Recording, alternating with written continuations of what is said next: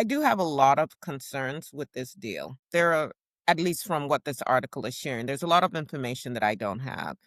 I understand the point of we don't want to give money to a third party. Well, not even a third party, USAID, that it was still run by the United Of States, and state. then somehow it's going through NGOs and so on and so forth. That's the argument they're making. But if it's the USAID, they equally could have done this without going through NGOs if you wanted. Okay. Yeah. I guess for me, I'm looking at, again, the way that the US is bullying and squeezing countries. And because I know nothing is altruistic, I'm always like, what is the end game here? And I know we do not come out on top based on their calculations. Mhm. I'm interested in knowing what are the healthcare needs? How much money was coming in through the USAID that has been lost? And where was that money being, directed? What programs was it funding? And this new program that they're putting together, does it have the same concerns or are there going to be different concerns? So we're talking about 1.7 million coming from the United States, at least the first year. It's a Billion. 5-year term. Billion. So a Billion. billion. The equivalent of $6 per person in Kenya if you're talking about 55 million people.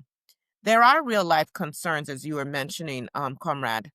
I was reading an article of a man who was saying, my wife doesn't want to sleep with me because she's afraid of Tumor. contracting a disease. HIV. I'm afraid of her contracting it as well. I'm afraid of dying myself first, but then I'm also afraid of her getting it and then what happens to my children. So these are very real life concerns here. If anybody has a friend or family member, or perhaps yourself, if you are taking the medication to help keep down the antiviral load and so on and so forth, you understand how important this is.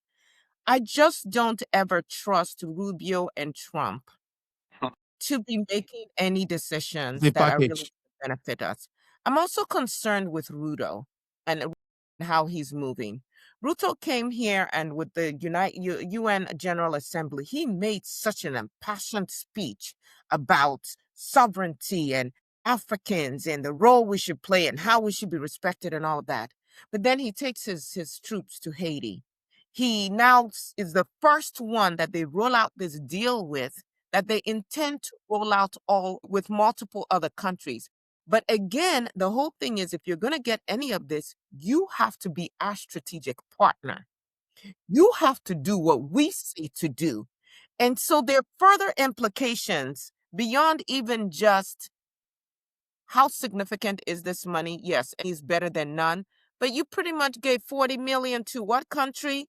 No holds, it's like Until they now. just gave it to them. And then we've got to jump through all these hoops for 1.7 billion. I do have ultimately concerns about this data age that we're in, seeing how far Elon Musk and his people went to you through Doge get so much data on the average American. And then all of a sudden now Doge is done. They're gone, but that data has been extracted. What are these people? Why are they so interested in our data? And how is it going to be used? How is it going to be weaponized? Because I know that it will. So for this one, still very concerned. I have a sense that our people just come to the White House. We're so excited to be in that gaudily decorated place with the fake gold on the walls until they extract enough from our countries. No, but Trump is going to take the gold to Mar-a-Lago and keep the fake one in the White House anyway. But we're so happy to go sit in these places. I don't know that we are getting these agreements ahead of time. I don't know that we are vetting them ourselves and really making the calculations, or if we're just so intent